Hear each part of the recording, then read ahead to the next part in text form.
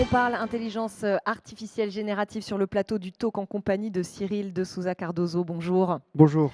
Vous avez, avec la chaire que vous avez cofondée, qui s'appelle Managia, mené très récemment une étude auprès des professionnels de l'expertise comptable pour comprendre comment l'IA va impacter ces métiers. Cette étude s'appelle Intelligence artificielle, l'ère de la comptabilité augmentée, réflexion et perspective. Vaste sujet. Dites-nous quelle était l'ambition de cette étude.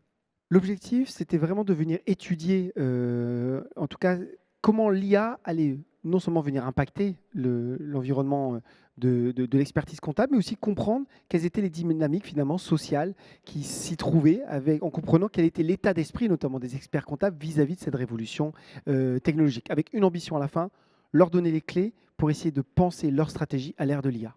Un point de la méthodologie que vous avez utilisée pour réaliser cette étude. Alors, cette étude, elle s'est appuyée sur 2 éléments, des entretiens individuels, qualitatifs et un sondage quantitatif avec une vraie perspective anthropologique et sociologique. C'est ça la particularité, on n'a pas fait une analyse technologique, on a fait une analyse vraiment qui était anthropologique et sociologique. Et ensuite, on a croisé les éléments qu'on a captés venant des experts comptables avec un regard d'expert pour essayer de tracer des potentiels scénarios d'avenir et des recommandations pour essayer de penser l'expertise comptable augmentée à l'ère de l'IA. Il doit y avoir beaucoup de choses dans cette étude, mais si on devait retenir peut-être un enseignement principal, un ou 2. Alors s'il y en avait un, je dirais que le 1er qui nous a interpellés, c'est de découvrir que 47 des experts comptables considéraient que l'IA n'aurait pas d'impact sur, leur environnement. On a demandé Surprenant. surprenant, hein, j'ai demandé plusieurs fois à l'équipe de recherche de revérifier ce chiffre-là et non, il était confirmé. Effectivement, il y a vraiment un expert comptable sur 2 qui pense que ça n'aura pas d'impact. Nous, ce qui nous a interrogés, c'est de se dire pourquoi il y avait ce sentiment? Déni, une peur, une inquiétude, heu, un défaut pédagogique. Donc il y avait beaucoup de sujets là-dessus et donc ça m'amène à un 2e enseignement. Il y en a beaucoup parce qu'il y a des scénarios prospectifs et autres. Mais je crois que du coup, au regard de ce chiffre-là, le 2e élément, c'est de on doit être dans une phase aujourd'hui large d'acculturation. On doit former un maximum de gens à comprendre de manière rapide quelles sont ces technologies, comment elles fonctionnent et comment les utiliser. Et je crois que quand les gens s'en seront emparés dans leur vie personnelle et professionnelle, alors ils sont plus aptes aussi à penser la suite de leur métier, notamment l'expertise comptable à l'ère de l'IA.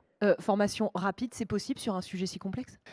Clairement, je crois qu'on estimait, nous, qu'en une journée, on amène quelqu'un à un très bon niveau déjà, en réalité, en IA générative, et quasiment en 5 jours, on est capable d'en faire un expert.